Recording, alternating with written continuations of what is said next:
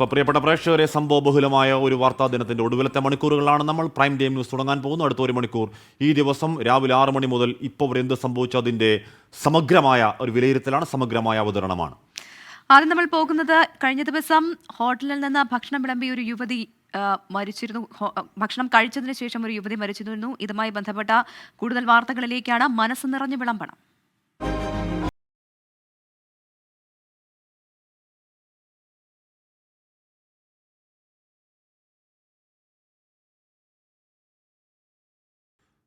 പക്ഷേ വിഷവാതം മൂലം മരിച്ചു എന്ന കാര്യം സ്ഥിരീകരിക്കുന്നുണ്ടായിരുന്നില്ല ഇന്നലെയും. ഇന്നും പോസ്റ്റ്മോർട്ടം റിപ്പോർട്ട് വരുമ്പോൾ സ്ഥിതിഗതികൾക്ക് മാറ്റമില്ല. പക്ഷേ പോസ്റ്റ്മോർട്ടം റിപ്പോർട്ടിൽ പറയുന്നത് മരിച്ച നഴ്സ് രശ്മിയുടെ മരണകാരണം ആന്തരികാവയവങ്ങളിലെ അണുബാധ മൂലം എന്നുള്ളതാണ് പ്രാഥമിക പോസ്റ്റ്മോർട്ടം റിപ്പോർട്ട്.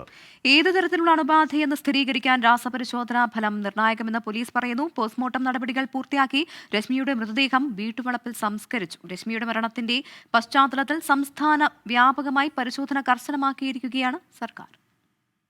വൃക്കയിലും കരളിലുമടക്കമുണ്ടായ അണുബാധ മൂലം ആരോഗ്യനില വഷളായി രശ്മിയുടെ മരണം സംഭവിച്ചതായാണ് പ്രാഥമിക പോസ്റ്റ്മോർട്ടം റിപ്പോർട്ട്. എന്നാൽ അണുബാധ ഏതു തരത്തിലുള്ളതാണെന്ന് സ്ഥിരീകരണമില്ല. ഇതിനായി തിരുവനന്തപുരം റീജിയണൽ കെമിക്കൽ ലാബിലേക്ക് ശരീരസ്രവങ്ങൾ ഉൾപ്പെടെ പരിശോധനയ്ക്ക് അയക്കും. രാസപരിശോധനാ ഫലത്തിന്റെ റിപ്പോർട്ടിന്റെ അടിസ്ഥാനത്തിൽ മാത്രമേ ഭക്ഷ്യവിഷബാധ എന്നതിൽ വ്യക്തത വരൂ. താങ്ങും തടലുമായിരുന്ന മകളുടെ വേർപാടിൽ തകർന്നിരിക്കുകയാണ് കുടുംബം. ഇതിൻ്റെ ഒരു വരുമാനം കൊണ്ട് നമ്മൾ കഴിഞ്ഞോട്ട്, പക്ഷേ പോയില്ലേ. ഇനി നമ്മുടെ പിള്ളേരെ തിരികെ കിട്ടുമോ? നഗരസഭയുടെ വീഴ്ച ആരോപിച്ച് ഡിവൈഎഫ്ഐ പ്രവർത്തകർ ഹോട്ടൽ അടിച്ചു തകർത്തു.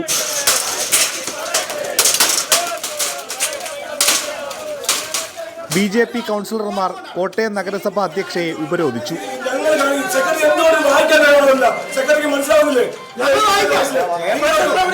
2021 ഹോട്ടലിനെതിരെ ഭക്ഷ്യസുരക്ഷാ വകുപ്പ് നടപടിയെടുത്തിരുന്നു.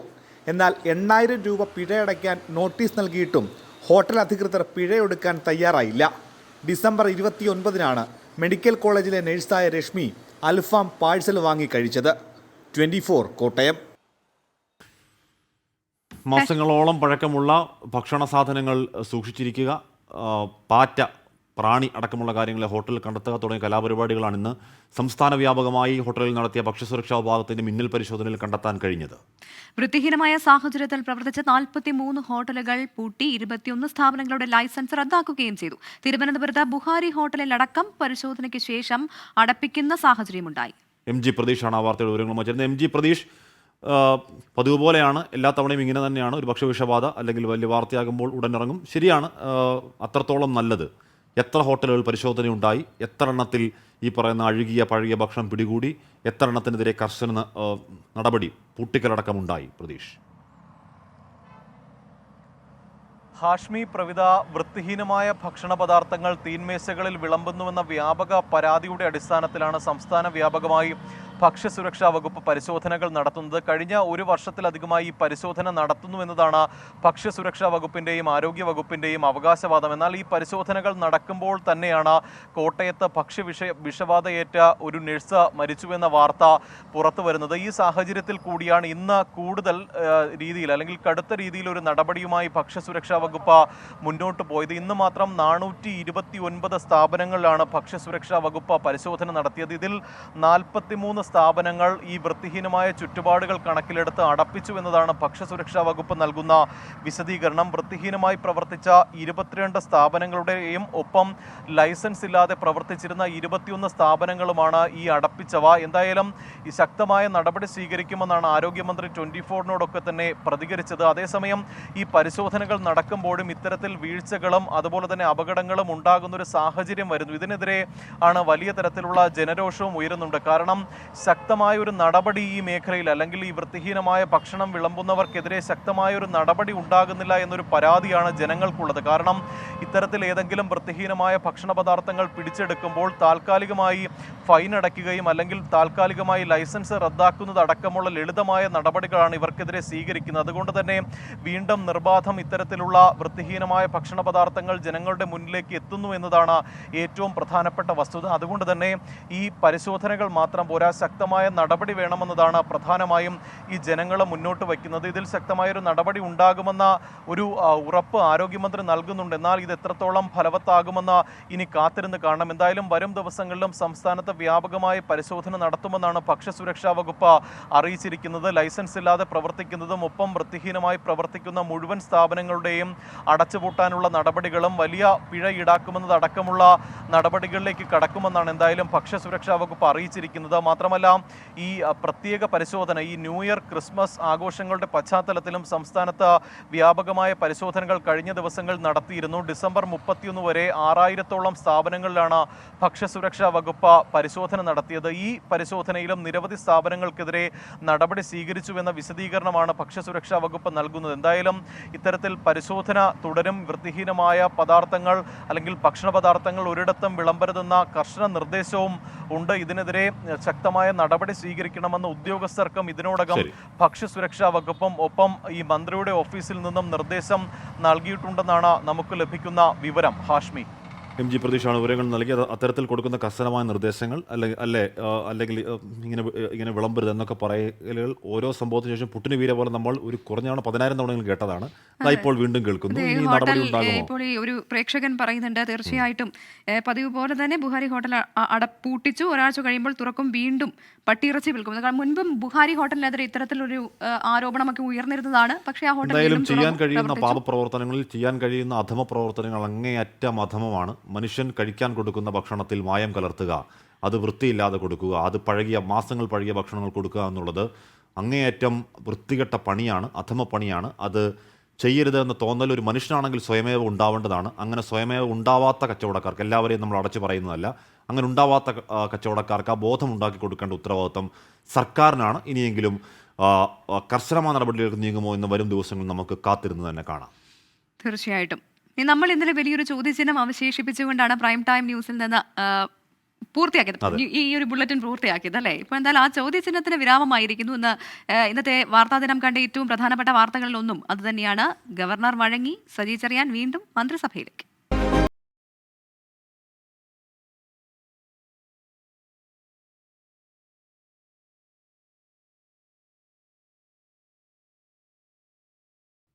പ്രവീത പറഞ്ഞ പോലെ ഇന്നലെ ഇതേ സമയം സജി ചെറിയാൻ്റെ തിരികെ പ്രവേശനത്തിൽ അനിശ്ചിതത്വമാണെങ്കിൽ ഇന്ന് അനിശ്ചിതത്വം മാറുന്നു. ഗവർണർ വഴങ്ങുന്നു, സജി ചെറിയാൻ മന്ത്രിസഭയിലേക്ക് തിരികെ എത്തും. നാളെ വൈകിട്ട് 4 മണിക്കാണ് സത്യപ്രതിജ്ഞ.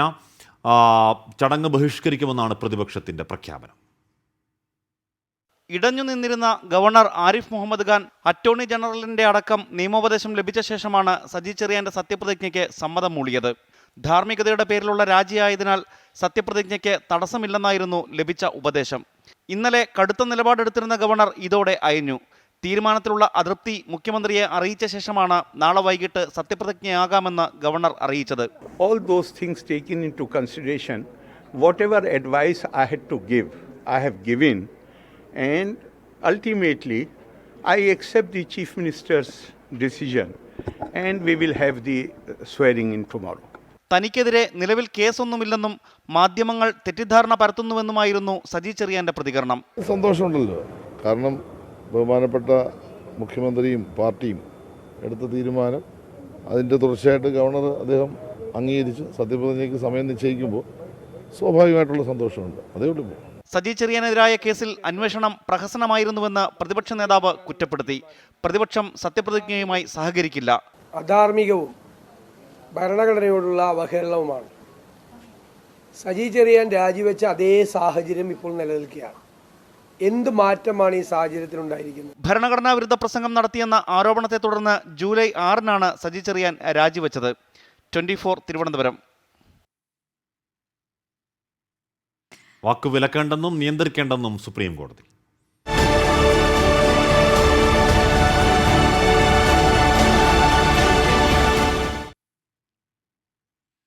മന്ത്രിമാരടക്കമുള്ള പൊതുപ്രവർത്തകരുടെ അഭിപ്രായ സ്വാതന്ത്ര്യത്തിന് അധിക നിയന്ത്രണം വേണ്ടെന്ന് സുപ്രീം കോടതി. അഭിപ്രായ സ്വാതന്ത്ര്യത്തിന് ന്യായമായ നിയന്ത്രണങ്ങൾ നിലവിൽ തന്നെ ഭരണഘടനയിൽ ഉണ്ടെന്നും സുപ്രീം കോടതി വ്യക്തമാക്കി.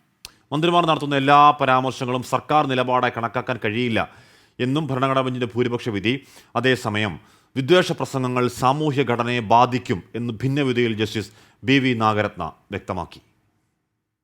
പൊതുപ്രവർത്തകരുടെ അഭിപ്രായ സ്വാതന്ത്ര്യത്തിന് മേൽ ഭരണഘടനയുടെ അനുച്ഛേദം 19(2) നിർദ്ദേശിക്കുന്നതിലുപരി അധിക നിയന്ത്രണം സാധ്യമാണോ? ഇക്കാര്യമാണ് ജസ്റ്റിസ് അബ്ദുൽ നസീറിന്റെ നേതൃത്വത്തിലുള്ള 5-അംഗ ഭരണഘടനാ ബെഞ്ച് പരിശോധിച്ചത്. ഭരണഘടനാ ബെഞ്ചിലെ 4 അംഗങ്ങൾ നിയന്ത്രണങ്ങൾ അഭിപ്രായ സ്വാതന്ത്ര്യത്തിന് മേൽ അധികമായി വേണ്ടെന്ന് വിധിച്ചു. ഈ ഉത്തരവിലെ പ്രധാന നിഗമനങ്ങൾ ഇങ്ങനെ: അഭിപ്രായ സ്വാതന്ത്ര്യത്തിന് മേൽ ഉചിതമായ നിയന്ത്രണങ്ങൾ കൽപ്പിക്കാൻ അനുച്ഛേദം 19(2) നിർദ്ദേശങ്ങൾ പര്യാപ്തമാണ്. മറ്റേതെങ്കിലും അധിക നിയന്ത്രണങ്ങൾ മന്ത്രിമാർ ഉൾപ്പെടെയുള്ള ജനപ്രതിനിധികളുടെ അഭിപ്രായ പ്രകടനം നിയന്ത്രിക്കാൻ ആവശ്യമില്ല. മന്ത്രിമാർ നടത്തുന്ന എല്ലാ പരാമർശങ്ങളും സർക്കാരിന്റെ നിലപാടായി കണക്കാക്കാൻ സാധിക്കില്ല. ഒരു പൊതു ഉദ്യോഗസ്ഥൻ ഇത്തരം പരാമർശങ്ങളെ അടിസ്ഥാനപ്പെടുത്തി തെറ്റായ തീരുമാനമെടുത്താൽ അത് ഭരണഘടന നൽകുന്ന വ്യക്തിയുടെ അവകാശ ലംഘനമാണ്. 5-അംഗ ബെഞ്ചിലെ ജസ്റ്റിസ് BV നാഗരത്ന എന്നാൽ ഭൂരിപക്ഷ വിധിയിലെ ചിന്തകളോട് യോജിച്ചില്ല. മന്ത്രിമാർ നടത്തുന്ന അപകീർത്തികരമായ പ്രസ്താവനകൾ തള്ളിപ്പറഞ്ഞില്ലെങ്കിൽ അത് സർക്കാരിന്റെ നിലപാടായി പരിഗണിക്കണമെന്ന് ജസ്റ്റിസ് BV നാഗരത്ന ന്യൂനപക്ഷ വിധിയിൽ വ്യക്തമാക്കി. വിദ്വേഷ പ്രസംഗം സമൂഹത്തെ അസമത്വമുള്ളതാക്കുന്നു. ഭരണഘടനയുടെ അടിസ്ഥാന മൂല്യങ്ങളെയാണ് അത് ബാധിക്കുന്നത്. എല്ലാ വ്യക്തികളുടെയും അന്തസ് ഉയർത്തിപ്പിടിക്കുക എന്നത് ഓരോ പൊതുപ്രവർത്തകന്റെയും പ്രഖ്യാപിത കടമയാണ്. മതം, ജാതി മുതലായവ കൂടാതെ സ്ത്രീകളുടെ അന്തസ്സും ഏത് ഘട്ടത്തിലും ഉയർത്തിപ്പിടിക്കണമെന്നാണ് ഭരണഘടന നൽകുന്ന സന്ദേശം.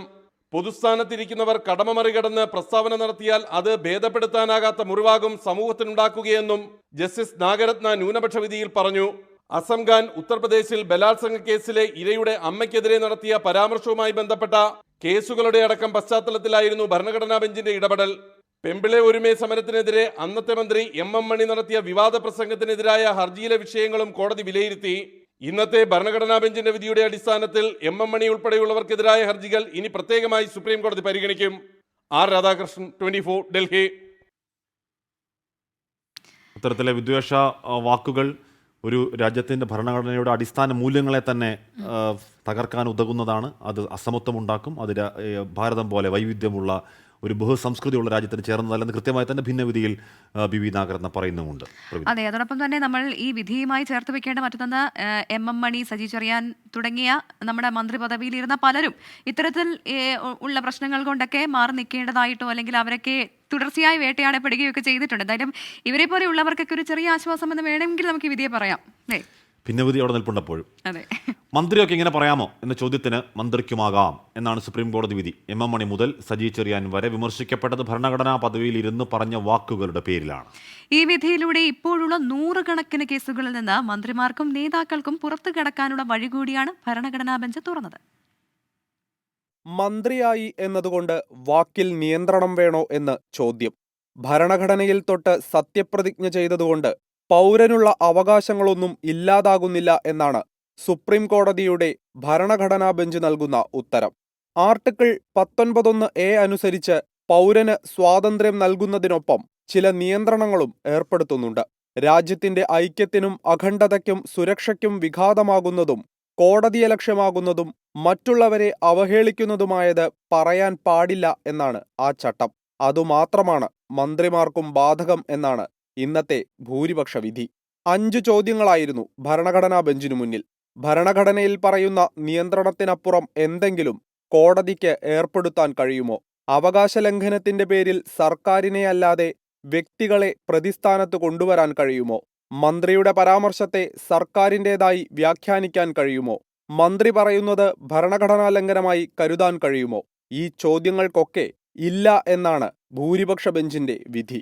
മന്ത്രിയായാൽ ചില നിയന്ത്രണങ്ങളില്ലെങ്കിൽ ഭരണകൂടത്തിലുള്ള വിശ്വാസം പൗരന് നഷ്ടമാകും എന്നാണ് ജസ്റ്റിസ് നാഗരത്നയുടെ ന്യൂനപക്ഷ വിധി. അതിനെ മറ്റാരും പിന്തുണയ്ക്കാത്തതിനാൽ നേതാക്കൾക്ക് നിർലോഭമായ സ്വാതന്ത്ര്യമാണ് ഇപ്പോൾ ലഭിക്കുന്നത്. പൗരനാകാവുന്നതെന്തും അസം ഖാനു മാത്രമല്ല, MM മണിക്കും സജി ചെറിയാനും കൂടിയാകാം എന്നാണ് കോടതി പറയുന്നത്. News desk 24.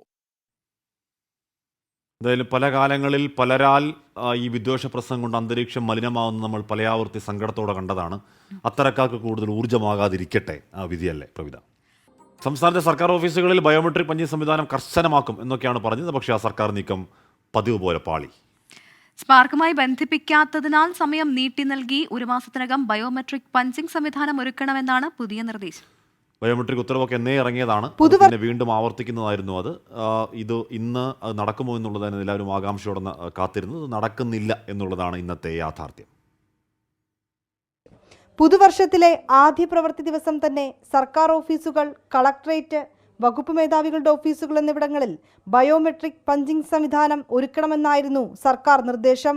എന്നാൽ പദ്ധതി ആദ്യ ദിനം തന്നെ പാളി. ഇടുക്കിയിൽ മാത്രമാണ് പഞ്ചിംഗ് സംവിധാനം ഇന്ന് ആരംഭിച്ചത്. തൃശൂരിൽ മെഷീനുകൾ സ്ഥാപിച്ചുവെങ്കിലും പഞ്ചിംഗ് തുടങ്ങാനായിട്ടില്ല. തിരുവനന്തപുരം, എറണാകുളം, കൊല്ലം ഉൾപ്പെടെയുള്ള മറ്റു ജില്ലകളിൽ പഞ്ചിംഗ് മെഷീനുകൾ പോലും സ്ഥാപിക്കാൻ കഴിഞ്ഞില്ല. എറണാകുളത്ത് കളക്ടറേറ്റിലും സിവിൽ സ്റ്റേഷനിലും താലൂക്ക് ഓഫീസിലുമായി 32 പഞ്ചിംഗ് മെഷീനുകളായിരുന്നു സ്ഥാപിക്കേണ്ടിയിരുന്നത്. കെൽട്രോണിന് എസ്റ്റിമേറ്റ് നൽകിയിട്ടുണ്ടെന്നാണ് ഉദ്യോഗസ്ഥരുടെ വിശദീകരണം. മെഷീൻ സ്ഥാപിച്ചിട്ടില്ല, മറ്റുള്ള നടപടി ആയിട്ടുണ്ട്. ഇതിന് 1-ാം തീയതി സ്ഥാപിക്കുന്നതായിരുന്നു, ഇതുവരെ നടപടി ആയിട്ടില്ല. പഞ്ചിംഗ് സംവിധാനം എത്രയും വേഗം നടപ്പാക്കണമെന്ന വിവിധ സേവനങ്ങൾക്കായി സർക്കാർ സ്ഥാപനങ്ങളിലെത്തിയവർ ആവശ്യപ്പെട്ടു.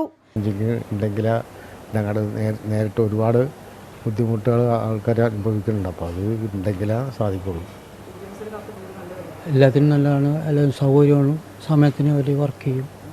അതുവരും എല്ലാവർക്കും, ജനങ്ങൾക്കും എല്ലാവർക്കും അത് വേണ്ടതാണ്. മെഷീനുകൾക്കായി കളക്ടർമാരും ഉദ്യോഗസ്ഥരും ആവശ്യപ്പെട്ടുവെങ്കിലും ഒറ്റയടിക്ക് ഇത്രയധികം സ്ഥാപനങ്ങൾക്ക് മെഷീനുകൾ നൽകാൻ കെൽട്രോണിന് സാധിക്കില്ല. ഇതേ തുടർന്നാണ് ചീഫ് സെക്രട്ടറിയുടെ നേതൃത്വത്തിൽ ചേർന്ന യോഗം പഞ്ചിംഗ് നീട്ടാൻ തീരുമാനിച്ചത്. വിവിധ വകുപ്പുകൾ തമ്മിലുള്ള ഏകോപനമില്ലായ്മയും ഉദ്യോഗസ്ഥരുടെ തണുപ്പൻ സമീപനവുമാണ് കൃത്യസമയത്ത് ബയോമെട്രിക് പഞ്ചിംഗ് മെഷീനുകൾ സ്ഥാപിക്കാൻ കഴിയാതെ പോയതിന് പിന്നിലെന്നും ആരോപണമുണ്ട്. വിനീത VG, 24, കൊച്ചി. ഹാഷ്മി, തൃശ്ശൂരിൽ ഇത് ബന്ധിപ്പിക്കാൻ 1 മാസത്തിലധികം എടുക്കുമെന്നാണ് പറയുന്നത്. മാത്രമല്ല മലപ്പുറത്തെ ഈ പഞ്ചിംഗ് സംവിധാനം നടപ്പിലാക്കാനുള്ള മെഷീൻ പോലും എത്തിച്ചിട്ടില്ല എന്നാണ് പറയുന്നത്. മൊത്തത്തിൽ പ്രശ്നമാണ്, സാങ്കേതികമായ പ്രശ്നം. ഇത് അട്ടിമറിക്കുന്നതാണ് എന്നുള്ള ഒരു ആരോപണം.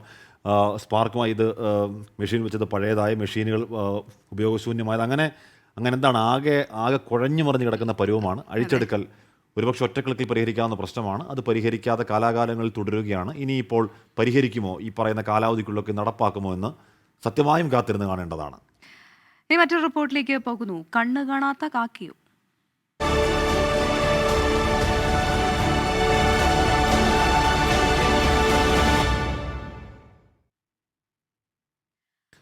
പത്തനംതിട്ടയിൽ വീണ്ടും പോലീസ് മർദ്ദനം. ഇലവുംതിട്ട സ്റ്റേഷനിലെ ഗ്രേഡ് SI വിഷ്ണുവിന്റെ നേതൃത്വത്തിൽ പോലീസുകാർ വീട്ടിൽ കയറി മർദ്ദിച്ചുവെന്നാണ് പരാതിയിൽ പറയുന്നത്. മർദ്ദനമേറ്റ ഉള്ളന്നൂർ സ്വദേശി ജോണിയെ കോഴഞ്ചേരി ജില്ലാ ആശുപത്രിയിൽ പ്രവേശിപ്പിച്ചു. ഇലവുംതിട്ട സ്റ്റേഷനിലെ ഗ്രേഡ് SI വിഷ്ണുവിന്റെ നേതൃത്വത്തിൽ 4-അംഗ പോലീസ് സംഘം വീട്ടിലെത്തി മർദ്ദിച്ചുവെന്നാണ് ജോണിയുടെ പരാതി. ഇന്നലെ വൈകിട്ട് 6:45-നാണ് സംഭവമുണ്ടായത്. ജീപ്പിലെത്തിയ പോലീസ് സംഘം യാതൊന്നും ചോദിക്കാതെ വീട്ടുമുറ്റത്ത് നിന്ന് തന്നെ മർദ്ദിക്കുകയായിരുന്നുവെന്നും ജോണി പറയുന്നു. പോലീസ് മർദ്ദനമേറ്റ ജോണിയെ കോഴഞ്ചേരി ജില്ലാ ആശുപത്രിയിൽ പ്രവേശിപ്പിച്ചു. ജോണിയുടെ കയ്യിലും മുതുകിനും ചതവ് സംഭവിച്ചിട്ടുണ്ടെന്ന് ഡോക്ടർമാർ പറഞ്ഞു. ഞാൻ എൻ്റെ വീട്ടിൽ തന്നെ ഇരിക്കുമായിരുന്നു. എന്തോ കാരണമോ എനിക്കറിയത്തില്ല. അവർ വിഷ്ണു എന്ന് പറയുന്ന ഇലവുംതിട്ട SIയും പിന്നെ 4 പോലീസുകാരും ഒരു നീളമുള്ള ഒരു പോലീസുകാരൻ ഇടത്തും വലതും കിടന്ന് തന്നെ അടിച്ചു, വലിയ വടിയും കൊണ്ട്. എന്നിട്ട് എന്നെ ഒരൊറ്റ പിടിച്ചൊരു തള്ളി. ഞാൻ വളരെ അവകാശമാണ്. അയൽവാസി പഞ്ചായത്ത് റോഡ് കയ്യേറി മതിൽ കെട്ടിയത് ചോദ്യം ചെയ്തിരുന്നുവെന്നും ഇത് പഞ്ചായത്ത് മെമ്പർമാർ തന്നെ പറഞ്ഞു തീർപ്പാക്കിയിരുന്നുവെന്നും ജോണി പറയുന്നു. ഇതിന് പിന്നാലെയാണ് SIയുടെ നേതൃത്വത്തിലുള്ള പോലീസ് സംഘം എത്തുകയും തന്നെ മർദ്ദിക്കുകയും ചെയ്തത്. DYFI പ്രവർത്തകന്റെ കർണപുടം അടിച്ചു തകർത്ത കേസിൽ സ്ഥലം മാറ്റപ്പെട്ട SIക്ക് പകരമെത്തിയ SIയാണ് യുവാവിനെ മർദ്ദിച്ചത്. സംഭവത്തിൽ പത്തനംതിട്ട SPക്ക് പരാതി നൽകുമെന്നും ജോണി പറഞ്ഞു. S. രാംകുമാർ, 24, പത്തനംതിട്ട. ഇന്നലെയാണ് നമ്മൾ കണക്ക് പറഞ്ഞ് മണ്ണുകടത്തിന് കൈക്കൂലി വാങ്ങിയ ഒരു ഗ്രേഡ് SIയുടെ ദൃശ്യങ്ങൾ കണ്ടത്. ആ ഗ്രേഡ് SIക്ക് ഇനി വീട്ടിലിരിക്കാം. അദ്ദേഹത്തിന് സസ്പെൻഷൻ ലഭിച്ചിരിക്കുന്നു. എറണാകുളം അയ്യമ്പുഴ സ്റ്റേഷനിലെ ഗ്രേഡ് SI ബൈജുകുട്ടനെയാണ് സസ്പെൻഡ് ചെയ്തത്. SIക്കൊപ്പം ഉണ്ടായിരുന്ന ഡ്രൈവർക്കെതിരെയും നടപടിയെടുത്തു. കൈക്കൂലി വാങ്ങുന്ന ദൃശ്യങ്ങൾ പ്രചരിച്ചതിന് പിന്നാലെയാണ് എറണാകുളം അയ്യമ്പുഴ സ്റ്റേഷനിലെ ഗ്രേഡ് SI ബൈജുക്കുട്ടനെതിരെ നടപടിയുണ്ടായത്. ബൈജുക്കുട്ടനെ അന്വേഷണ വിധേയമായാണ് സസ്പെൻഡ് ചെയ്തിരിക്കുന്നത്. ഒപ്പമുണ്ടായിരുന്ന ജീപ്പ് ഡ്രൈവർ റഫീഖിനെ കളമശ്ശേരി AR ക്യാമ്പിലേക്ക് സ്ഥലം മാറ്റി. ഇയാൾക്കെതിരെ തുടർ നടപടികൾ ഉണ്ടായേക്കും. ജീപ്പിലിരുന്ന് SI കൈക്കൂലി വാങ്ങുന്ന ദൃശ്യങ്ങളാണ് പ്രചരിച്ചിരുന്നത്. SIയുടെ അതൃപ്തിക്ക് പിന്നാലെ കൂടുതൽ പണം നൽകുന്നതും ദൃശ്യങ്ങളിൽ വ്യക്തമാണ്. കൈക്കൂലി വാങ്ങുന്ന സമയത്ത് ബൈജുക്കുട്ടനൊപ്പം വാഹനത്തിലുണ്ടായിരുന്ന മറ്റു ഉദ്യോഗസ്ഥർക്കെതിരെയും നടപടിയുണ്ടായേക്കും. അന്വേഷണം ആവശ്യപ്പെട്ട് എറണാകുളം റേഞ്ച് DIG നാളെ ഉത്തരവിറക്കുമെന്നാണ് സൂചന. 24, കൊച്ചി.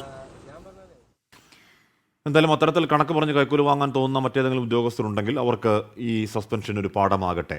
മറ്റൊരു വാർത്ത, പീഡനക്കേസിലടക്കം പ്രതിയെ പിരിച്ചുവിടൽ നടപടി നേരിടുന്ന ഇൻസ്പെക്ടർ PR സുനു ഇന്ന് DGPക്ക് മുന്നിൽ ഹാജരായില്ല എന്നതാണ്. ചികിത്സയിലാണെന്നും സാവകാശം വേണമെന്നും നോട്ടീസിന് മറുപടി നൽകി തുടർ നടപടികളിലേക്ക് കടക്കാൻ പോലീസിന്റെ തീരുമാനം. PR സുനുവിനെതിരെ പോലീസ് സേനയിലെ ഏറ്റവും ഗൗരവമുള്ള ശിക്ഷയായ പിരിച്ചുവിടൽ തന്നെ വേണമെന്നാണ് DGP അനിൽകാന്ത് ആഭ്യന്തര സെക്രട്ടറിക്ക് കൈമാറിയ റിപ്പോർട്ടിലെ ശുപാർശ. തൃക്കാക്കര കൂട്ടബലാത്സംഗ കേസിൽ സുനു കുറ്റക്കാരനാണോ എന്ന് ഉറപ്പിച്ചിട്ടില്ലെങ്കിലും മുൻകാല ചരിത്രം വെച്ച് ഇയാൾക്ക് സേനയിൽ തുടരാൻ അർഹതയില്ലെന്നും റിപ്പോർട്ടിൽ പറയുന്നു. പിരിച്ചുവിടാതിരിക്കാനുള്ള കാരണം വിശദീകരിക്കാൻ നാളെ രാവിലെ 11 മണിക്ക് പോലീസ് ആസ്ഥാനത്ത് നേരിട്ട് ഹാജരാകണമെന്ന് DGP അനിൽകാന്ത് സുനുവിന് നോട്ടീസ് അയച്ചു. പിരിച്ചുവിടുന്നതിൽ അന്തിമ തീരുമാനം മറ്റന്നാളുണ്ടായേക്കും. 6 ക്രിമിനൽ കേസുകളിൽ സുനു ഇപ്പോൾ പ്രതിയാണ്. അതിൽ 4 എണ്ണം സ്ത്രീപീഡനത്തിന്റെ പരിധിയിലുള്ളതാണ്. 6 മാസം ജയിൽ ശിക്ഷ അനുഭവിച്ചതിനു പുറമെ 9 തവണ വകുപ്പ് തല അന്വേഷണവും ശിക്ഷാ നടപടിയും നേരിട്ടിട്ടുണ്ട്. 24 തിരുവനന്തപുരം. എന്തായാലും സുനുവിനെതിരായിട്ടുള്ള നടപടി അത് മാതൃകാപരം തന്നെയാണ്. പോലീസുകാർക്കിടയിലെ ഇത്തരം ചില പുഴുക്കുത്തുകൾ അവരെയൊക്കെ പ്രേക്ഷകർക്ക് മുന്നിലേക്ക് പലതവണ 24 എത്തിച്ചതുമാണ്. നമ്മൾ ഇതുമായി ബന്ധപ്പെട്ടൊരു ലൈവത്തോൺ നടത്തിയതുമാണ്. അതിലെല്ലാം നമ്മൾ പരാതികളും ഈ പ്രേക്ഷകരുടെ ഭാഗത്തുനിന്നും നാട്ടുകാരുടെ ഭാഗത്തുനിന്നും ഒക്കെ കേട്ടതുമാണ്. അല്ലേ? പരിഹാരമായി പലരും പറഞ്ഞത് ഇത്തരത്തിൽ ഇനി ആവർത്തിക്കില്ല എന്ന് ഉറപ്പുവരുത്തുന്ന രീതിയിൽ കടുത്ത നടപടി എടുക്കുക എന്നുള്ളതാണ്. അതിലേക്ക് സർക്കാർ ഒരു വിഷയത്തിലെങ്കിലും കടന്നിരിക്കുന്നു എന്നുള്ളത് സ്വാഗതാർഹവുമാണ്. വളരെ പെട്ടെന്ന് നമ്മൾ തിരികെ എത്തും. ഇടവേളയ്ക്ക് പ്രൈം ടൈം ന്യൂസിലേക്ക് എല്ലാ പ്രേക്ഷകർക്കും വീണ്ടും സ്വാഗതം. ഇനി നമ്മൾ പോകുന്നത് കോഴിക്കോട്ടേക്കാണ്. കലയുടെ അരങ്ങുണർ. ഡോപ്പ മിഠായി തെരുവ് കലയുടെ മധുരം സമർപ്പിക്കുന്നത് ഡോപ്പ ഡോക്ടർമാർ പരിശീലിപ്പിക്കുന്ന ഇന്ത്യയിലെ ഏക മെഡിക്കൽ എൻട്രൻസ് കോച്ചിംഗ് സ്ഥാപനം. പവേർഡ് ബൈ SAP S4HANA ഡിഫ ടാലി അംഗീകൃത കോഴ്സുകൾ ജിടെക്കിലൂടെ. പാദമേതായാലും പാതുകം അത് ക്യൂബിക്സ് തന്നെ. In association with crispy crunchy tasty Qatar പഫ്കി.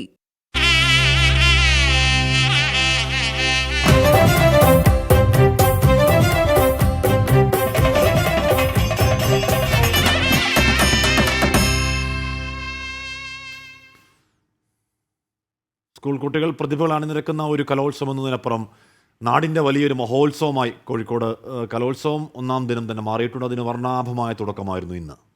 സംസ്ഥാന സ്കൂൾ കലോത്സവത്തിന് കോഴിക്കോട് വർണ്ണാഭമായ തുടക്കമായി. പ്രൗഢഗംഭീരമായ ചടങ്ങിൽ മുഖ്യമന്ത്രി പിണറായി വിജയൻ കലോത്സവത്തിന്റെ ഔപചാരിക ഉദ്ഘാടന കർമ്മം നിർവഹിച്ചു. ഏഷ്യയിലെ ഏറ്റവും വലിയ കലോത്സവത്തിന് സംസ്ഥാനം ഒരിക്കൽ കൂടി വേദിയാകുന്നു. 61ാമത് സംസ്ഥാന സ്കൂൾ കലോത്സവത്തിന് മുഖ്യമന്ത്രി പിണറായി വിജയൻ ഉദ്ഘാടനം നിർവഹിച്ചു. പ്രധാന വേദിയായ വിക്രം മൈതാനം 30 വർഷങ്ങൾക്ക് ശേഷമാണ് ഒരു പൊതുചടങ്ങിന് വേദിയാകുന്നത്. കേരളത്തിന്റെ സാംസ്കാരിക തനിമ വിളിച്ചോതുന്ന ദൃശ്യവിരുന്നോടെയാണ് ഉദ്ഘാടന ചടങ്ങ് ആരംഭിച്ചത്. അധ്യാപകർ ആലപിച്ച സ്വാഗതഗാനത്തിന് ചുവടുവെച്ച് വിദ്യാർത്ഥികളും വേദിയിലെത്തി.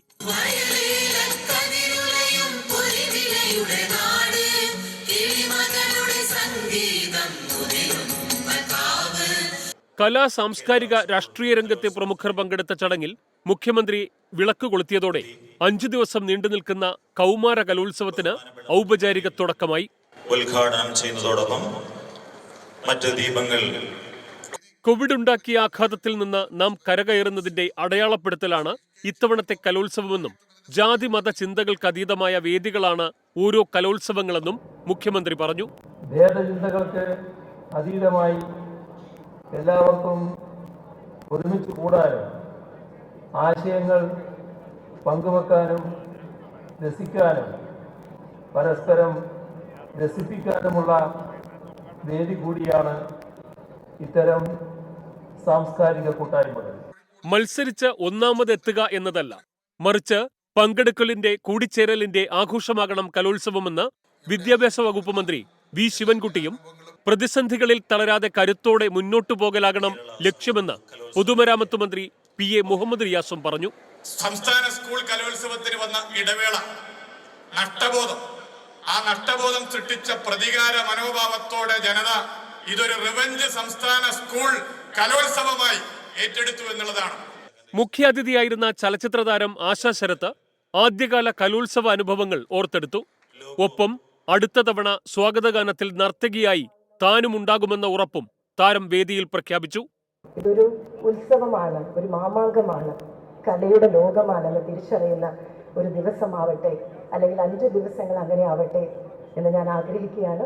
സ്പീക്കർ AN ഷംസീർ, മന്ത്രിമാരായ AK Saseendran, Ahammad Devarkovil, MK Raghavan MP, mayor Beena Philip എന്നിവരും ചടങ്ങിൽ സംബന്ധിച്ചു.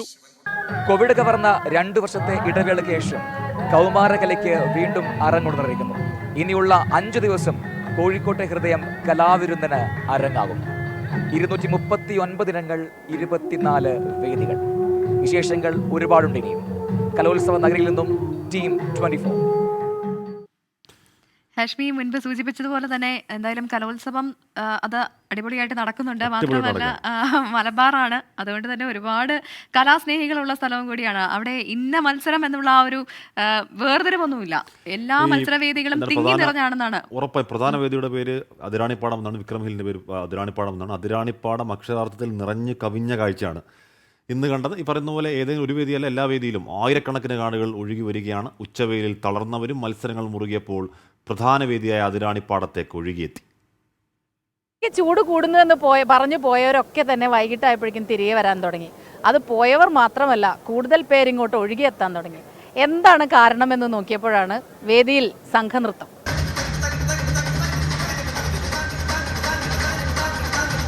തിരക്കേറിയ പകലിന്റെ തളർച്ചയും ക്ഷീണവുമൊന്നും കാണികളെ ബാധിച്ചിട്ടേയില്ല. കാരണം കലയും സാഹിത്യവും കോഴിക്കോട്ടുകാരുടെ രക്തത്തിൽ അലിഞ്ഞു ചേർന്നതാണ്. സംഘനൃത്തം കാണാനാണ് മെയിനായിട്ട് വന്നത്. വേദിയിൽ സംഗീതവും നൃത്തവും നിറഞ്ഞപ്പോൾ ആസ്വദിക്കാനെത്തിയത് 100 കണക്കിന് ആളുകൾ. മറ്റ് ജില്ലകളിൽ നിന്ന് ഒരുപാട് പേര് വരുന്നുണ്ട്. പക്ഷേ ഏറ്റവും അധികം പ്രാതിനിധ്യം കോഴിക്കോട്ടുകാർക്ക് തന്നെ വേണമെന്ന് എന്തോ ഒരു വാശിയുള്ളത് പോലെയാണ് അവർക്ക്. സംഘനൃത്തം കാണാൻ എത്തിയവർ അത്രയ്ക്കാണ്. സദസ്സ് നിറഞ്ഞ് കവിഞ്ഞിരിക്കുന്നു. പ്രധാന വേദിയിൽ നിന്ന് ക്യാമറമാൻ രഞ്ജിത്ത് മന്നിപ്പാടിക്കൊപ്പം സ്മിത ഹരിദാസ്, 24. പണ്ടൊക്കെ കലോത്സവ വേദിയിൽ നിന്നാണ് സിനിമാ താരങ്ങളായ ഉയർന്ന നിരവധി പേരെ കണ്ടെത്തിയിരുന്നത്. മഞ്ജു വാര്യരൊക്കെ, ദിവ്യ ഉണ്ണി, അങ്ങനെ നവ്യ നായർ, അമ്പിളി ദേവി, അങ്ങനെ ഒരുപാട് പേരുണ്ട് അല്ലേ കലോത്സവ വേദിയിൽ നിന്ന് പിന്നീട് സിനിമ സീരിയൽ രംഗത്തേക്കൊക്കെ എത്തിയവർ. എന്തായാലും ഈ കലോത്സവത്തിൽ പങ്കെടുക്കാൻ ഒരു സിനിമാ താരം കൂടി എത്തിയ ഒരു കൊച്ചു സിനിമാ താരമാണ്. നായാട്ട് എന്ന ചിത്രത്തിലൂടെ മലയാള സിനിമയിൽ അരങ്ങേറ്റം കുറിച്ച നിരഞ്ജൻ ശ്രീലക്ഷ്മിയാണ് ആ താരം. ഭരതനാട്യം, മോഹിനിയാട്ടം, നാടോടി നൃത്തം, അങ്ങനെ ഒരുപാട് മത്സരങ്ങളിൽ നിരഞ്ജൻ ശ്രീലക്ഷ്മി മത്സരിക്കുന്നുണ്ട്, തിളങ്ങുന്നുണ്ട്. എനിക്കൊപ്പം ഇപ്പോൾ ഉള്ളത് നിരഞ്ജൻ ശ്രീലക്ഷ്മിയാണ്. ഒരുപക്ഷെ ഈ രൂപത്തിൽ കാണുമ്പോൾ പ്രേക്ഷകർക്ക് മനസ്സിലാവില്ല, പക്ഷേ പ്രേക്ഷകർക്ക് പരിചിതമായ ഒരാളാണ്. ചില സിനിമകളിലൊക്കെ മുഖം കാണിച്ചിട്ടുണ്ട്. അങ്ങനെ ഒരു അഭിനേത്രി കൂടിയാണ്. ഇപ്പോൾ ഡാൻസിന്റെ ഭരതനാട്യം വേഷത്തിൽ നിൽക്കുന്നു എന്നുള്ളതാണ്. നിരഞ്ജൻ ശ്രീലക്ഷ്മി അല്ലേ? +1 വിദ്യാർത്ഥിനിയാണ്. തൃശ്ശൂർ തൃപ്രയാറിൽ നിന്ന് വരുന്നു. സ്കൂൾ ഏതാണ്? Higher secondary school, government Perumkottukara. ശരി. 2 സിനിമകളിലാണോ ഇതുവരെ അഭിനയിച്ചത്? അത് ഏതൊക്കെയാണ്? അതിന്റെ ഡീറ്റെയിൽസ് ഒക്കെ ഒന്ന് പറയൂ. നായാട്ട് മൂവിയില് ജോജു ജോർജിന്റെ മകളായിട്ട്, മണിയന്റെ മകളായിട്ടാണ് ഞാൻ അഭിനയിച്ചിരിക്കുന്നത്. പിന്നെ 1901 എന്ന മൂവിയില് വിജയ് സേതുപതി സാറിന്റെ അനന്തരവളായിട്ട് ശ്രീലക്ഷ്മി മാഡത്തിന്റെ മകളായിട്ട് അഭിനയിച്ചു, കോമ്പിനേഷൻ സീനില്. ശരി. അപ്പൊ ഇന്ന് ഭരതനാട്യത്തിലാണ് മത്സരിച്ചത്. ഈ ഒരൊറ്റ ഇനത്തിലാണോ മത്സരിക്കണത്? അല്ല, നാളെ ഉണ്ട്. അതേതാണ്? നാളെ മോഹിനിയാട്ടം. മോഹിനിയാട്ടം. ഡാൻസ് ആണ് ഫേവറേറ്റ് അല്ലേ? എത്ര വയസ്സ് മുതൽ പഠിക്കുന്നുണ്ട്? ഞാൻ 3.5 വയസ്സ് മുതൽ. നമ്മൾ ഇന്നിപ്പം ഏതാണ് ഭരതനാട്യത്തിൽ അവതരിപ്പിച്ചത്? ഏത് ദേവിയുടെ ഐറ്റായിരുന്നു അവതരിപ്പിച്ചത്. നമുക്ക് അതൊന്ന് കുറച്ച് കാണാം.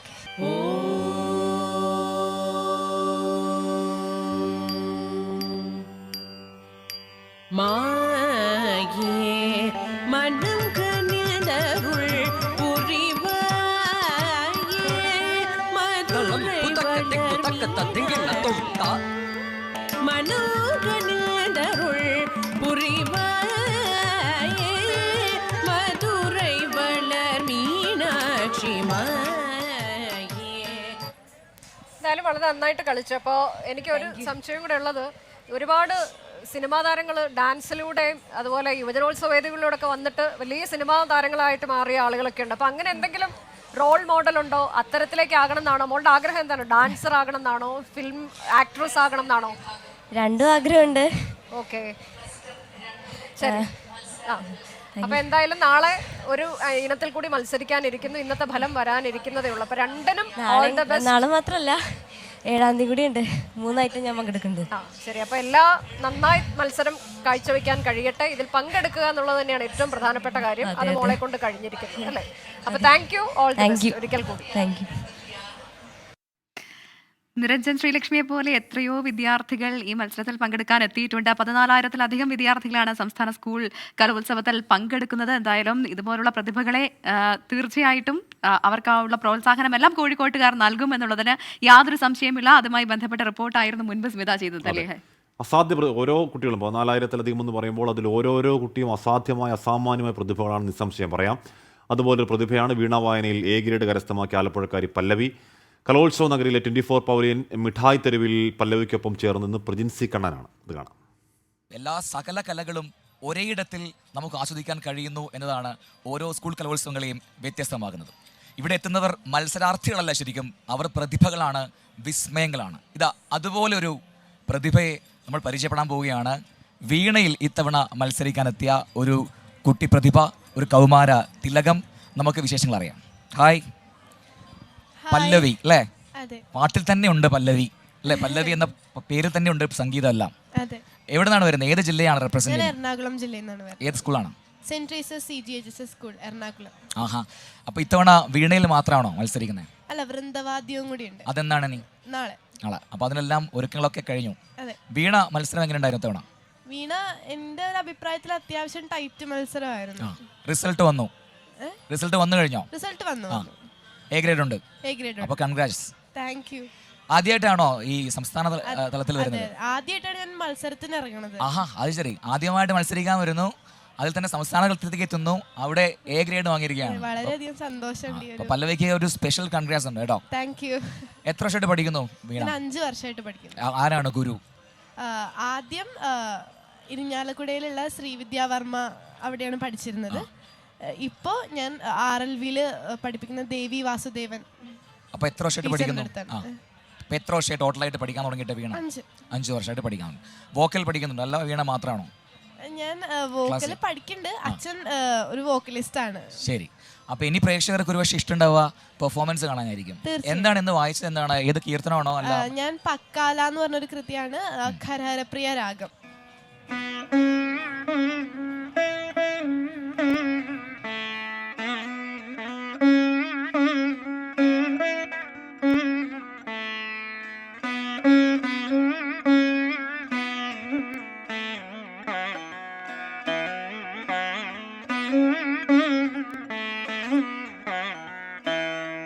ഇനി വൃന്ദവാദ്യം നടക്കാനുണ്ട്, അതിൽ ഇതുപോലെ നന്നായിട്ട് പെർഫോം ചെയ്യാൻ പറ്റട്ടെ. എല്ലാ വിഷയസും അറിയിക്കുന്നു. ഇനിയും ഇത് തുടരുക. ഇനി വീണ വായിച്ച് എന്താ പറയുക, ഒരുപാട് അഭിമാനകരമായ നേട്ടങ്ങൾ ഉണ്ടാക്കാൻ പല്ലവിക്ക് സാധിക്കട്ടെ എന്ന് ആത്മാർത്ഥമായിട്ട് ആശംസിക്കുകയാണ് കേട്ടോ. All the best. സംസ്ഥാന സ്കൂൾ യുവജനോത്സവത്തിലെ ലീഡ് നിലയിലേക്കാണ് നമ്മൾ കടക്കുന്നത്. ഈ കലോത്സവത്തെ ആദ്യ ദിനത്തിലെ മത്സരങ്ങൾ അവസാനിക്കുമ്പോൾ ലീഡ് നിരയിൽ കണ്ണൂർ ജില്ലയാണ് 1-ാം സ്ഥാനത്ത് നിൽക്കുന്നത്. തൊട്ടുപുറകിൽ തന്നെ കോഴിക്കോടും കൊല്ലവുമുണ്ട്. കണ്ണൂരിന് 194 പോയിന്റാണ്, കോഴിക്കോടിന് 188 പോയിന്റാണ്, കൊല്ലത്തിന് 187 പോയിന്റുമാണ്. ഇഞ്ചോടിഞ്ചാണ് മത്സരങ്ങളുടെ സമയപ്രകാരം പാലിക്കുന്നതിലും ആദ്യ ദിനം ഇന്ന് മാതൃകയായി. ഇന്ന് നടന്ന 60 ദിനങ്ങളിൽ 41 കൃത്യസമയത്ത് പൂർത്തിയാക്കാനായി. കാലത്ത് തുടങ്ങിയ മത്സരവേദികളുടെ സദസ്സുകളിലും രാത്രി വരെ കാണികൾ നിറഞ്ഞങ്ങനെ നിൽപ്പായിരുന്നു. ശ്രീലങ്കയ്ക്കെതിരായ ആദ്യ T20 മത്സരത്തിൽ ഇന്ത്യക്ക് ആവേശ ജയം. 2 റൺസാണ് ഇന്ത്യ ലങ്കയെ തോൽപ്പിച്ചത്. ആദ്യം ബാറ്റ് ചെയ്ത ഇന്ത്യ 162 റൺസാണ് നേടിയത്. 41 റൺസെടുത്ത ദീപക് ഹൂഡയായിരുന്നു ഇന്ത്യയുടെ ടോപ്പ് സ്കോറർ. മറുപടിയിൽ ശ്രീലങ്കയ്ക്ക് 160 റൺസ് എടുക്കാനേ കഴിഞ്ഞുള്ളൂ. അരങ്ങേറ്റ മത്സരത്തിൽ 4 വിക്കറ്റ് വീഴ്ത്തിയ ശിവം മാവിയാണ് കളിയിലെ താരം. പേസർമാരായ ഉമ്രാൻ മാലിക്കും ഹർഷൽ പട്ടേലും 2 വിക്കറ്റ് വീതം വീഴ്ത്തുകയും ചെയ്തു.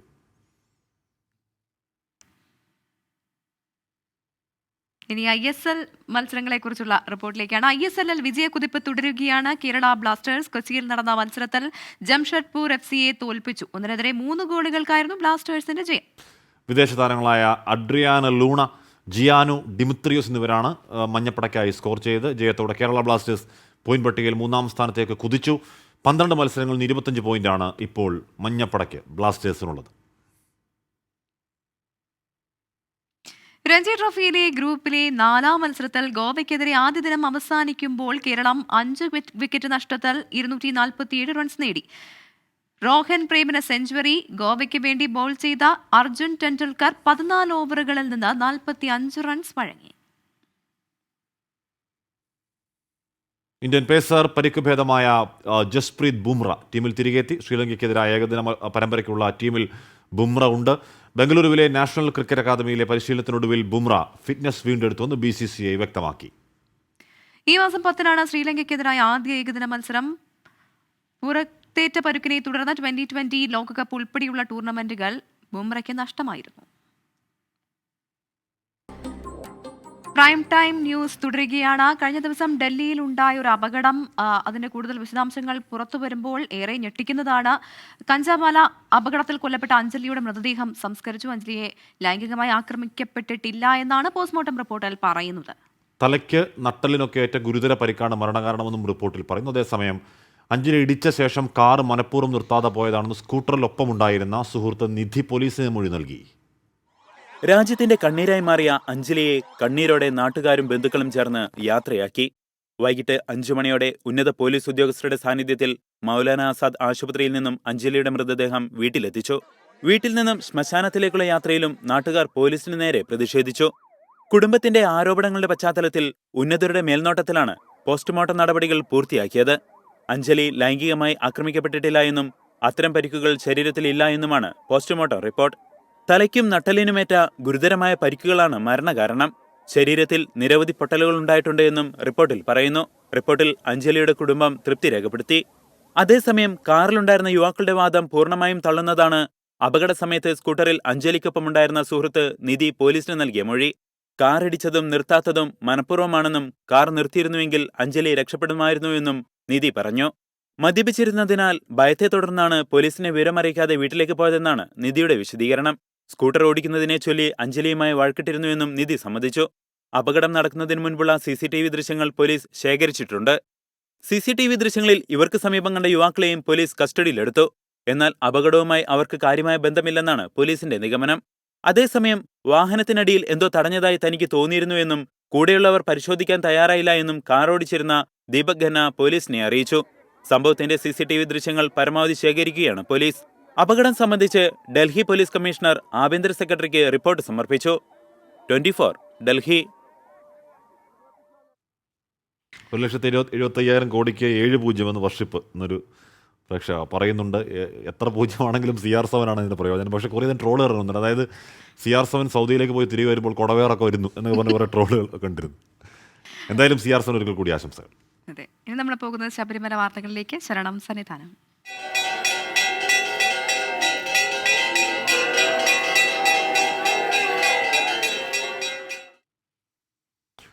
മാളികപ്പുറത്തുണ്ടായത് തീപിടുത്തമെന്നാണ് പത്തനംതിട്ട കളക്ടറുടെ പ്രാഥമിക റിപ്പോർട്ട്. രക്ഷാപ്രവർത്തനം കൃത്യമായി നടന്നതിനാൽ വലിയ ദുരന്തമൊഴിവായി. ഹൈക്കോടതിയിൽ പത്തനംതിട്ട കളക്ടർ പ്രാഥമിക റിപ്പോർട്ട് സമർപ്പിച്ചു. മാളികപ്പുറത്തിന് സമീപം വെടിമരുന്ന് സൂക്ഷിക്കുന്നത് മതിയായ സുരക്ഷയില്ലാതെയാണെന്നും റിപ്പോർട്ടിൽ പരാമർശമുണ്ട്. ഈ ശബരിമലയിലെ നാളത്തെ ചടങ്ങ്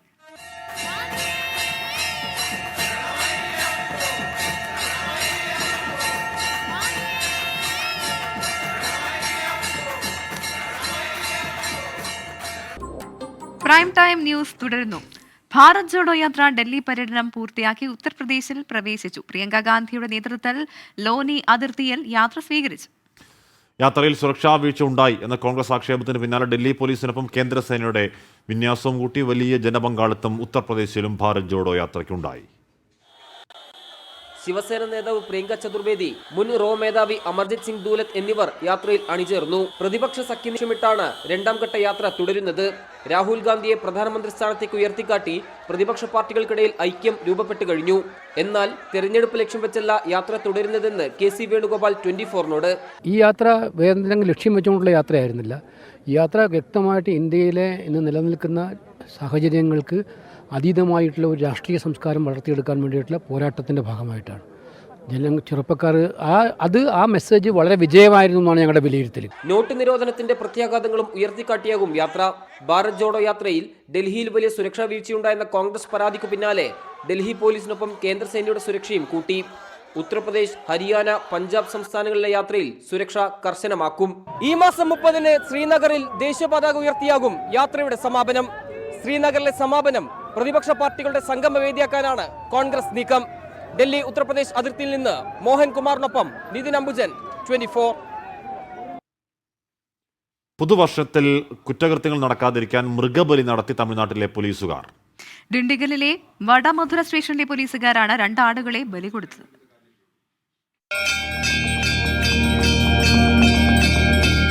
വേദസന്ദൂർ താലൂക്ക് അയ്യല്ലൂരിലെ വണ്ടി കരുപ്പണസ്വാമി ക്ഷേത്രത്തിലായിരുന്നു മൃഗബലി. വേദസന്ദൂർ ഡെപ്യൂട്ടി സൂപ്രണ്ട് ദുർഗാദേവി, വടമതുര സ്റ്റേഷനിലെ ഇൻസ്പെക്ടർ ജ്യോതിമുരുകൻ എന്നിവരുടെ നേതൃത്വത്തിലായിരുന്നു മൃഗബലി. ആടിനെ ബലിയർപ്പിച്ച് പൊങ്കാലയർപ്പിച്ചാണ് പോലീസ് സംഘം മടങ്ങിയത്. ബലിയർപ്പിച്ച ആടുകളെ കറിവെച്ച് ക്ഷേത്രത്തിൽ നടത്തിയ സദ്യയിൽ വിളമ്പുകയും ചെയ്തു.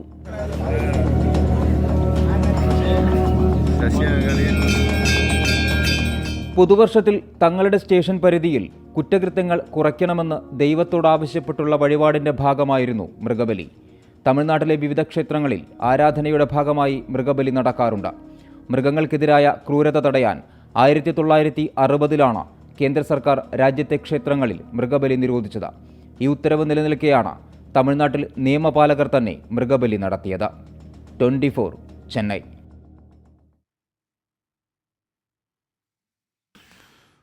ഹാരിസൺ മലയാളം പ്ലാന്റേഷൻസ് കൈവശം വെച്ചിരിക്കുന്ന ഭൂമി ഏറ്റെടുക്കുന്നതിൽ സർക്കാരിന് വലിയ വീഴ്ച. ഹാരിസന്റെ കൈവശമുള്ള 45,435 ഏക്കർ ഇനിയും സർക്കാർ ഉടമസ്ഥാവകാശം വാദമുന്നയിച്ചിട്ടില്ല എന്ന് രേഖകൾ വ്യക്തമാക്കുന്നു. ഹാരിസൺ കൈവശം വെച്ചിരിക്കുന്ന ഭൂമിയുടെ ഉടമസ്ഥാവകാശം സംബന്ധിച്ച് സർക്കാരിന് സിവിൽ കോടതിയിൽ കേസ് ഫയൽ ചെയ്യാമെന്ന് സുപ്രീം കോടതി ഉത്തരവിട്ടിരുന്നു. ഇതനുസരിച്ച് ഉടമസ്ഥാവകാശം തെളിയിക്കാനായി കേസ് ഫയൽ ചെയ്യാൻ 2019 ജൂൺ 6-ന് സർക്കാർ ജില്ലാ കളക്ടർമാർക്ക് നിർദ്ദേശം നൽകി. എന്നാൽ 3.5 വർഷം കഴിഞ്ഞിട്ടും 4 ജില്ലകൾ മാത്രമാണ് കോടതിയെ സമീപിച്ചത്. കോട്ടയം, കൊല്ലം, പത്തനംതിട്ട, ഇടുക്കി ജില്ലാ കളക്ടർമാരാണ് കേസ് ഫയൽ ചെയ്തത്. 4 ജില്ലകളിലായി 31,334 ഏക്കറിന് 8 കേസുകൾ ഫയൽ ചെയ്തു. രാജമാണിക്യം കമ്മീഷന്റെ റിപ്പോർട്ട് പ്രകാരം 76,769 ഏക്കർ ഭൂമിയാണ് ഹാരിസൺ കൈവശം വെച്ചിട്ടുള്ളത്. ഇതിൽ 45,435 ഏക്കറിന് ഇനിയും സർക്കാർ ഉടമസ്ഥാവകാശവാദം ഉന്നയിച്ചിട്ടില്ല. തൃശൂർ, വയനാട്, എറണാകുളം, കോഴിക്കോട് ജില്ലകൾ കോടതിയെ സമീപിച്ചില്ല. ഹാരിസൺ കൈവശം വെച്ചിട്ടുള്ള ഭൂമിയുടെ വിശദാംശങ്ങൾ റവന്യൂ വകുപ്പ് ജില്ലാ കളക്ടർമാർക്ക് കൈമാറിയിരുന്നു. ഇതിലുള്ള പരിശോധനകൾ പൂർത്തിയാകാത്തതിനാലാണ് കേസ് ഫയൽ ചെയ്യാൻ വൈകുന്നതെന്നാണ് സർക്കാർ വിശദീകരണം. എന്നാൽ ഈ രേഖകളെല്ലാം വർഷങ്ങളായി റവന്യൂ വകുപ്പിന്റെ പക്കലുണ്ട്. വ്യാജ ആധാരങ്ങളിലൂടെ ഭൂമി കയ്യേറിയെന്ന രേഖകൾ പ്രകാരം കണ്ടെത്തിയിട്ടും ഈ ഭൂമി തിരിച്ചുപിടിക്കാൻ സർക്കാർ താൽപ്പര്യം കാട്ടുന്നില്ലെന്നതാണ് യാഥാർത്ഥ്യം. VA ഗിരീഷ്, 24 തിരുവനന്തപുരം. ശരി, അപ്പോൾ വാർത്തകളോടെ നമ്മൾ 1 മണിക്കൂർ നീണ്ട പ്രൈം ടൈം ന്യൂസ് പൂർണ്ണമാകുന്നു.